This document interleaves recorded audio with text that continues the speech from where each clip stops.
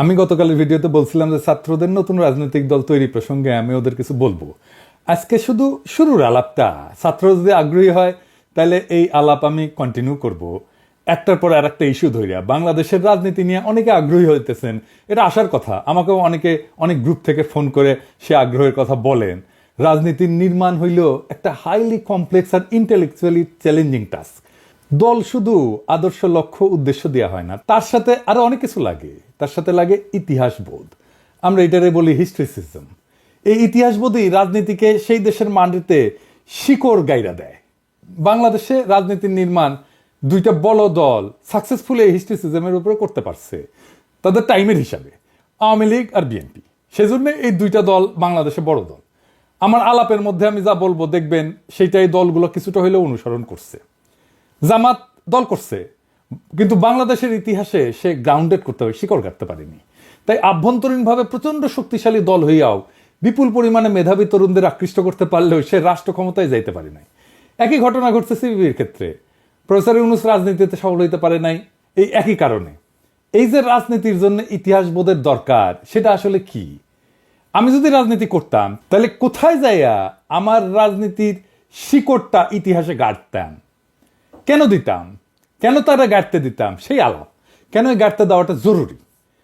আমার আলাপে সব রাজনৈতিক দলই উপকৃত হবেন, যারা রাজনীতি করতে চান, যারা করতেছেন সবাই। তবে সবচেয়ে বেশি উপকৃত হবে বাংলাদেশের সাধারণ জনগণ। আসেন আল্লাহর নামে শুরু করি। এই যে ইতিহাসবোধ বা হিস্ট্রিসিজম, এটা হলো একটা দৃষ্টিভঙ্গি যেখানে ইতিহাসের যে ঘটনাগুলো ঘটে গেছে সেটা কেবল পটভূমি না, বরং ভবিষ্যতের রাজনৈতিক এবং সামাজিক অর্থনৈতিক গতিপথ নির্ধারণের একটা মূল নিয়ামক। বুঝছেন? শুধু পটভূমি না, এটা একটা নিয়ামক। একটা রাজনৈতিক দলের জন্য হিস্ট্রিসিজম অত্যন্ত জরুরি, কারণ এটা দলের আদর্শ, পরিস্থিতি এবং ভবিষ্যৎ কৌশলকে ইতিহাসের যে ধারাবাহিকতা সেটার সাথে সংযুক্ত করে দেয়। কিভাবে? এক নম্বর হইতেছে সে তার রাজনৈতিক আদর্শের বৈধতা নিশ্চিত করে। যে কোনো রাজনৈতিক দল যখন তার নীতি কর্মপন্থাকে ইতিহাসের প্রবাহের উপরে ভিত্তি কইরা ব্যাখ্যা করতে পারে, তখন তা জনগণের কাছে অনেক বেশি গ্রহণযোগ্য হয়ে ওঠে। ইতিহাস দলকে একটা ধারাবাহিকতা দেয় যা তার অবস্থানকে নৈতিক এবং রাজনৈতিকভাবে শক্তিশালী করিয়া তোলে। দুই নম্বর হইতেছে জাতীয় গর্ব এবং পরিচয় গঠন। একটা জনগোষ্ঠীর ইতিহাস তার আত্মপরিচয়ের ভিত্তি।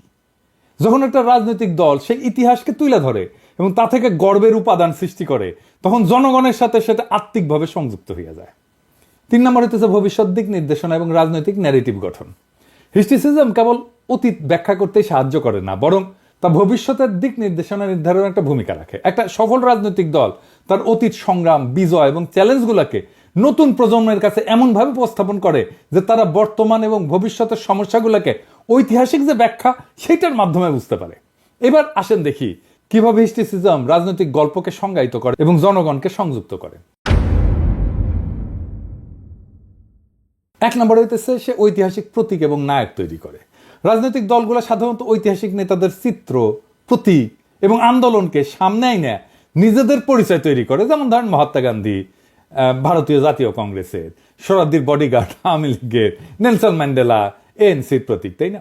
এই ঐতিহাসিক ব্যক্তিত্বরা শুধু অতীতের চরিত্র না, বরং তাদের সংগ্রাম ও আদর্শ দলের বর্তমান রাজনৈতিক অবস্থানের নৈতিক ভিত্তি হইয়া ওঠে। এই জন্যেই শরদ্দির বডিগার্ডের মূর্তি ভেঙ্গে দেওয়াটা জরুরি। সেই জন্যই ধানমন্ডি 32 নাম্বারটা ভেঙ্গে দেওয়াটা জরুরি, কারণ তার নৈতিক ভিত্তিটা যেটা সেটারই আমরা ভেঙে দিছি। দুই নাম্বার, ঐতিহাসিক দৃষ্টান্ত দিয়া বর্তমান সময়ের ব্যাখ্যা। একটা রাজনৈতিক দল যখন বর্তমান সংকট বা চ্যালেঞ্জগুলোর ব্যাখ্যা ঐতিহাসিক ঘটনা দিয়ে করতে পারে, তখন তা জনগণের কাছে গ্রহণযোগ্যতা বাড়ায়। যখন একটা রাজনৈতিক দল বৈদেশিক হস্তক্ষেপ নিয়ে কথা বলে, তখন তারা যদি ইতিহাস থেকে প্রমাণ করতে পারে যে অতীতেও এরকম হস্তক্ষেপের ঘটনা ঘটছিল এবং জনগণ তখন কিভাবে সেটা প্রতিরোধ করছিল, তাহলে বর্তমান আন্দোলন এবং প্রতিবাদগুলো আরো গ্রহণযোগ্য হয়ে ওঠে। তিন নাম্বার হইতেছে গণ আন্দোলন এবং বিপ্লবের ঐতিহাসিক ধারাবাহিকতা। বিপ্লব বা গণ আন্দোলনের মাধ্যমে ক্ষমতায় আসা দলগুলোর জন্য হিস্ট্রিসিজম আরো বেশি গুরুত্বপূর্ণ। সেই জন্যই ছাত্রদের জন্য অনেক বেশি গুরুত্বপূর্ণ, কারণ তারা নিজেদের বৈধতা প্রমাণ করতে ইতিহাসকে হাতিয়ার হিসেবে ব্যবহার করে। একটা জনগোষ্ঠীর ইতিহাস শুধু অতীতের ঘটনা না, বরং তাদের আত্মপরিচয়, রাজনৈতিক ভবিষ্যৎ এবং জাতীয় গর্বের ভিত্তি। একটা সফল রাজনৈতিক দল যদি তার গল্প হিস্ট্রিসিজমের মাধ্যমে তৈরি করতে পারে, তাহলে তার জনসমর্থন নিয়ে আসে এবং দীর্ঘমেয়াদে টিকে থাকার জন্য শক্তিশালী ভিত্তি গড়ে তোলে। ইতিহাসকে ভুলে গেলে রাজনৈতিক দলগুলোর অস্তিত্ব বিপন্ন হতে পারে, কিন্তু ইতিহাসকে শক্তিশালী হাতিয়ার হিসেবে ব্যবহার করলে তারা জনগণের হৃদয়ে স্থান করে নিতে পারে। আমি আওয়ামী লীগের একটা হিস্ট্রিসিজমের ছোট্ট উদাহরণ দিই। কেন মুজিব, রবীন্দ্রনাথ ঠাকুর, সোনার বাংলার সাথে আওয়ামী বাকশালী ন্যারেটিভের একটা যোগসূত্র আছে, আর কিভাবে এই কালচারাল ন্যারেটিভ আওয়ামী লীগ আর ইন্ডিয়া খুব কৌশলে তৈরি করছে। আলাপটা একটু পিছন থেকে শুরু করতে হচ্ছে। আমার ফুলকুমারী যারা পড়ছেন তাদের মধ্যে আমাদের মেডিকেল কলেজের এক ছোট ভাই এখন আয়ারল্যান্ডে থাকে, ওইখানে শিক্ষকতা করে। সে খুব একটা ইন্টারেস্টিং কথা বলছে বইটা পড়ে রিভিউ কইরা। সেটা হইতেছে বইটার মধ্যে একটা মেলানকলি, বাংলায় যেটাকে বলে অন্তর্গত গভীর বেদনা আছে। মানে বইটা পড়লে এই বেদনাটা আপনি টের পাবেন। সেটা কি সেটা বুঝতে পারা যায় না। ও বলতেছে এটা ঠিক কথা বলছে সে। আমার যে সার্চ, বাংলাদেশের মানুষের ঐতিহাসিক অন্তর্গত গভীর বেদনার খোঁজ করা। কেন করি? কারণ আপনার যদি জাতিগতভাবে অন্তর্গত গভীর বেদনা না থাকে, তাহলে আপনি নতুন কিছু সৃষ্টি করতে পারবেন না। আমাকে কলকাতার একটা পত্রিকা ইন্টারভিউ করছিল 5ই আগস্টের পর। আমি বলছিলাম যে দেখেন, আমাদের ভাষা এক, 47 সাল পর্যন্ত আমাদের ইতিহাস এক, খাবারও এক, আমরা একই খাবার খাই, পরিবেশ টরিবেশ এক, ওয়েদার একই রকম, পোশাক আশাক একই রকম। তাও কেন আপনারা আমাদের থেকে রাজনৈতিকভাবে আলাদা জানেন? বলতে পারেন না উনি। আমি বললাম যে আমরা মাঝে মাঝে বিস্ফোরিত হই, আপনারা কেন হন না জানেন? কারণ আপনাদের অন্তর্গত গভীর বেদনার কোনো বোধ নাই, আপনারা জাতিগতভাবে সেটার সাথে কানেক্ট করতে পারেন না, তাই আপনার মধ্যে পরিবর্তনের যে তীব্র আকাঙ্ক্ষা সেটা জাগে না। এই গভীর বেদনার বোধটা নিয়ে আরেকটু আলাপ করি, তাহলে বুঝতে সুবিধা হবে। আর এই আলাপটা করলে বুঝতে পারবেন যে কেন আওয়ামী লীগ আর ফিরতে পারবে না। মার্কেটিং এ একটা ধারণা আছে, আপনারা তো জানেন আমি আসলে মার্কেটিং এর লোক আর কি। সেটা হইতেছে অ্যাভয়েড পেন থিওরি, যন্ত্রণা বা কষ্ট থেকে দূরে থাকার তত্ত্ব। এটার উপরে ভিত্তি করে আমরা মার্কেটিং এ পণ্যের চাহিদা তৈরি করে ভোক্তাদের কাছে যাই আর কি। এই ধারণাটার উৎপত্তির একটা খুব ইন্টারেস্টিং ইতিহাস আছে। পেইন অ্যাভয়েডেন্স বা অ্যাভয়েড পেন, এই ধারণাটা মূলত মনোবিজ্ঞান এবং অর্থনীতির গবেষণা থেকে আসছে, যা মানুষের সিদ্ধান্ত গ্রহণের ক্ষেত্রে খুব গুরুত্বপূর্ণ ভূমিকা রাখে। এর মূল ভিত্তি আছে একটা থিওরিতে, নাম হইতেছে প্রসপেক্ট থিওরি। 1979 সালে 2 নোবেল বিজয়ী অর্থনীতিবিদ, একজন হচ্ছে ড্যানিয়েল কাহেমান আর এমসভেরস্কি, এই তত্ত্বটা তৈরি করে। তাদের মতে মানুষ লাভের আকাঙ্ক্ষা থেকে ক্ষতি এড়াইতে বেশি আগ্রহী। ধরেন কারো 100 টাকা অর্জন করতে চাওয়ার আগ্রহের চাইতে সে আরো বেশি উদ্বিগ্ন থাকবে 100 টাকা হারানোর সম্ভাবনা নিয়ে। এই ধারণাটাকে বলে লস অ্যাভারশন, যা মার্কেটিং এর এই অ্যাভয়েড পেইন কৌশলের ভিত্তি হিসেবে ব্যবহার করা হয়।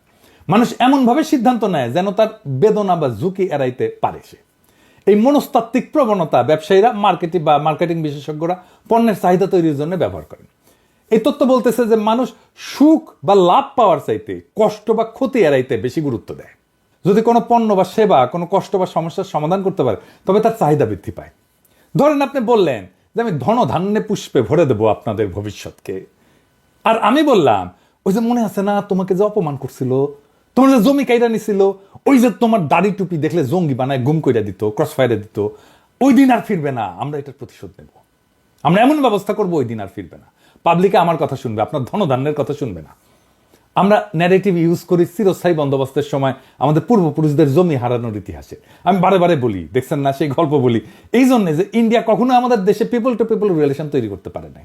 কারণ আমার জনগোষ্ঠীর কালেকটিভ মেমোরিতে আসছে পশ্চিমবঙ্গের হিন্দু জমিদারদের হাতে জমি হারানোর বেদনার কথা। ইন্ডিয়া কিছু করতে আসলেই তার মনে হয় আবার আসতেছে রে সেই আমার জমি কাইরা নিতে, সে ফেরত হয়ে যায়। আওয়ামী লীগ এই ন্যারেটিভ নেয় নাই, কারণ সে নিতেও পারবে না, নিলে তো আর ইন্ডিয়ার সাথে তার বিয়া শাদী হয় না, তাই না, নিকা শাদী হয় না। সে নিচে রবীন্দ্রনাথ থেকে, তার ন্যাশনালিজমের ন্যারেটিভের শুরু নিজের উপরে ঘৃণা থেকে বা আত্মঘৃণা থেকে। ওই যে গোবিন্দনাথ বলছে না, 7 কোটি বাঙালি রেহে মুগ্ধ জননী, রেখেছো বাঙালি করে মানুষ করনি। তার মানে আমরা মানুষ না। আর সৌরদীর বডিগার্ড 10ই জানুয়ারি এসে বলল, কবিগুরু আজ তোমার বাণী মিথ্যা প্রমাণিত হয়েছে, বাঙালি আজ মানুষ হয়েছে, বাংলাদেশ স্বাধীন হয়েছে। কে করলো স্বাধীন? মুজিব। আমার বাবা দেশ স্বাধীন করে দিয়ে গেছে। ওই যে এই অহংকারের পিছনে এইটাই যে আমার বাবা তোমাদের মানুষের মর্যাদা দিয়ে গেছে, সার্কেল পূরণ হইল, তাই না? তাই রবীন্দ্রনাথকে দরকার বাঙ্গু সেকুলারদের জন্য। সে ছাড়া সে জার্নি শুরুই হয় না, তার আত্মগ্লানির জার্নি শুরু হয় না। সে ছাড়া মুজিব ইতিহাসে তার ভ্যালু ক্লেম করতে পারে না। আবার দেখেন 1971-এর বেদনা, কেন সেই ন্যারেটিভ তৈরি করতে পারেনি, কালেকটিভ ন্যারেটিভ, বেদনা ন্যারেটিভ তৈরি করতে পারেনি আওয়ামী লীগের জন্য? কারণ 1971 বেদনা ছিল বাংলাদেশের হিন্দু সম্প্রদায় আর আওয়ামী লীগ করার লোকদের জন্য। তাদেরকে দেশ ছাড়তে হয়েছিল, হিন্দুদের বাড়িঘর দখল হয়েছিল, পুড়ায় দেওয়া হয়েছিল। এই কারণেই আওয়ামী লীগ আর হিন্দু সম্প্রদায় ওই বেদনার সাথে কানেক্ট করতে পারে। ওদের আওয়ামী লীগ করার কারণও এইটা। কিন্তু বাকি দেশের লোকের কাছে সেইটা কোনো গভীর বেদনা ইভোক করেনি। তাই মুক্তিযুদ্ধের ন্যারেটিভ আওয়ামী লীগে ফেল করছে।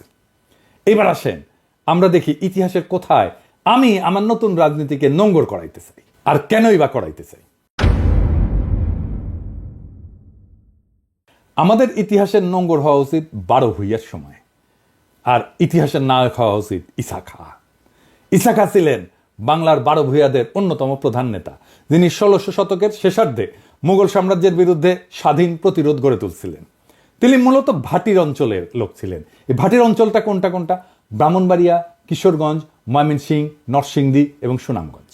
এবং এই অঞ্চলে শক্তিশালী প্রতিরোধ গড়ে তুলছিলেন। ঈসা খাঁর প্রধান ঘাঁটি ছিল ভুলুয়া, এই বর্তমান নরসিংদী এবং ব্রাহ্মণবাড়িয়া অঞ্চলে, এবং বজ্রপুর বর্তমান কিশোরগঞ্জ এবং নেত্রকোনা অঞ্চলে। নামটা কি সুন্দর দেখেন, বজ্রপুর। ঈসা খাঁ কিন্তু কিং ছিলেন না, মানে রাজা ছিলেন না, ছিলেন ভূস্বামী জমিদার। কিন্তু সে এমন একটা ফেডারেল স্ট্রাকচার গড়ে তুলছিলেন আদার ভূস্বামী, অন্য ভূস্বামীদের নিয়ে, যা মাইটি মোগলদের নাস্তানাবুদ এবং পরাজিত করতে পারছিল। এটাই হইতেছে আমাদের আদি রাষ্ট্র ভাবনা। শুধু তাই না, আমাদের মিলিটারি মাইটের শক্তির প্রতীক। 12 ভূঁইয়ার মধ্যে ছিল হিন্দু মুসলমানের এক অদ্ভুত ঐক্য। সেখানে ঈসা খাঁর সাথে যুদ্ধ করতেছে কাঁধে কাঁধ মিলায় রাজা কংসনারায়ণ ভৌমিক। ঈসা খাঁর রাজধানীর একটা গুরুত্বপূর্ণ অঞ্চল ছিল সোনারগাঁ। এটা প্রশাসনের কেন্দ্রবিন্দু না হইলেও বাণিজ্যিক এবং কৌশলগত কারণে গুরুত্বপূর্ণ ছিল, এবং এই সোনারগাঁ এখন ইনট্যাক্ট আছে। আর গফরগাঁ বর্তমান ময়মনসিংহ জেলা ঈসা খাঁর শাসনাধীন অঞ্চলের মধ্যে পড়তো, এবং এইটা তার প্রতিরক্ষা কৌশলের একটা গুরুত্বপূর্ণ অংশ ছিল। আমাদের তারুণ্যে আমরা জানতাম গফরগাঁয়ের মানুষ দুর্ধর্ষ সাহসী, ঠিক না? আমি ভাবতাম কেন? ঈসা খাঁর প্রধান প্রতিরক্ষা ব্যবস্থা ছিল ভাটি অঞ্চলের জলাভূমি এবং নদীগুলোর সুবিধা ব্যবহার করা।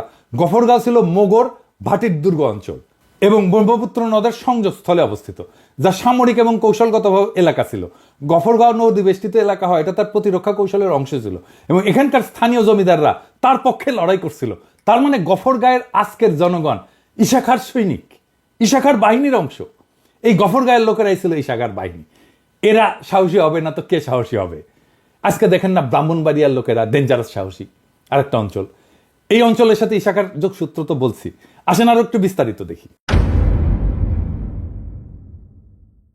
ব্রাহ্মণবাড়িয়া ছিল ঈসা খাঁর সামরিক ঘাঁটির অংশ। ব্রাহ্মণবাড়িয়ার যে সংলগ্ন এলাকা, যেমন সরাইল, আশুগঞ্জ, নবীনগর, নাসিরনগর, তার প্রতিরক্ষা কৌশলের, তার ক্যান্টনমেন্টের অংশ ছিল। মোগলদের অগ্রসর হওয়া থাকাতে তিনি এইখানকার নদী এবং জলাভূমিকে কৌশলগতভাবে ব্যবহার করছিলেন। আর এই সরাইল উপজেলা ছিল ঈসা খাঁর অন্যতম প্রতিরক্ষা ঘাঁটি, এবং সে সরাইলে অবস্থান করেই মোগলদের বিরুদ্ধে যুদ্ধ পরিচালনা করতেন। আর মোগল বাহিনী যখন বাংলায় আগ্রাসন শুরু করে, তখন ব্রাহ্মণবাড়িয়ার আশেপাশে অনেকগুলো যুদ্ধ সংঘটিত হয়। এই যুদ্ধগুলো করছিল ব্রাহ্মণবাড়িয়ার লোকেরা। ঈসা খাঁর নৌবাহিনী ব্রাহ্মণবাড়িয়ার নদীগুলোতে কৌশলগতভাবে মোতায়েন করা ছিল, যাতে মোগলদের অগ্রযাত্রা বাধাগ্রস্ত হয়। একবার তো মানসিংহের নেতৃত্বে মোগলরা আসছিল, ইসলাম খানের নেতৃত্বেও মোগল বাহিনী আসছিল, চূড়ান্ত অভিযান চালাইছিল। তখন ব্রাহ্মণবাড়িয়ার আশেপাশের দুর্গ এলাকাগুলোতে প্রচন্ড লড়াই হয়, এবং এই লড়াইগুলো করে ব্রাহ্মণবাড়িয়ার লোকেরা। ঈসা খাঁর বাহিনীর বংশধরেরাই আজকের ব্রাহ্মণবাড়িয়ার জনগণ। এবার বুঝেছেন আমার গফরগাঁও আর ব্রাহ্মণবাড়িয়ার ক্ষুদ্র ভ্রাতা আর ভগিনীরা, আপনারা কার উত্তরাধিকার, কোন বীরের রক্ত আপনাদের ধমনীতে প্রবাহিত হইতেছে। আর আমি বাংলাদেশের আর্মি চিফ হইলে বাংলাদেশের প্রধান ক্যান্টনমেন্টের নাম রাখতাম বজ্রপুর বা ঈসা খাঁ। শেখ রাসেল ক্যান্টনমেন্ট না, আমি দুইটা পৃথক রেজিমেন্ট করতাম, গফরগাঁও আর ব্রাহ্মণবাড়িয়া। ওই দুই অঞ্চলের আগুন বরাবর পোলাপানদের নিতাম ওই রেজিমেন্টে, ওদের যুদ্ধে যাইতে হইতো না। গফরগাঁও আর ব্রাহ্মণবাড়িয়া রেজিমেন্ট আসতেছে এটা শুনলেই কাপড় নষ্ট হইয়া পালাইতো শত্রুরা। আমি কোনো নতুন রাজনৈতিক দল করলে প্রথম কমিটি ঘোষণা করতাম ব্রাহ্মণবাড়িয়া আর গফরগাঁও। আমার সবচেয়ে শক্তিশালী মিলিটেন্ট সংগঠন হইতো এই দুই জায়গায়। আমি ঈসা খাঁর যে রাজত্বের এলাকা নেত্রকোনা, ময়মনসিংহ, কিশোরগঞ্জ, দইয়া, এই অঞ্চলগুলোতে প্রথম সংগঠনটা তৈরি করতাম।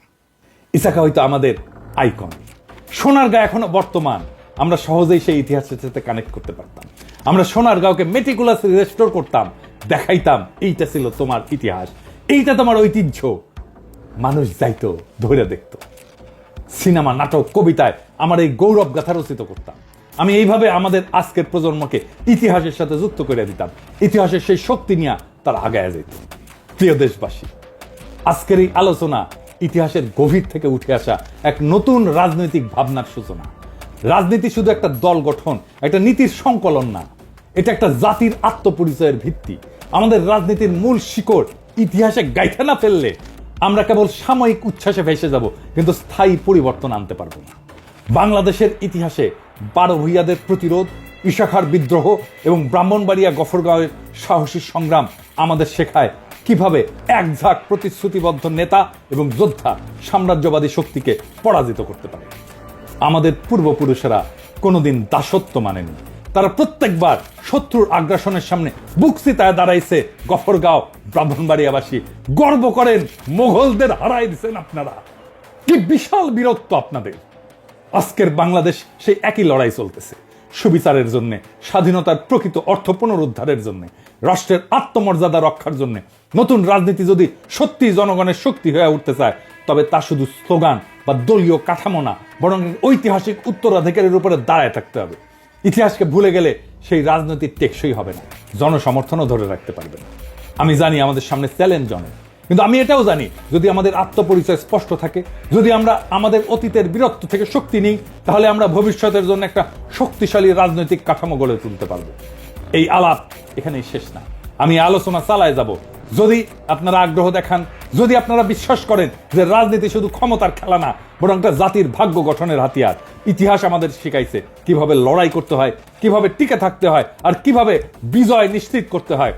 আর সেই ইতিহাসই হবে আমাদের পথ প্রদর্শক। বাংলাদেশের ভবিষ্যৎ গড়ার লড়াই শুরু হোক ইতিহাসের শক্তি নিয়ে। আমরা রাজনীতি করব নতুন ভাবে, কিন্তু শিকড় রেখে দেব আমাদের মাটির গভীরে।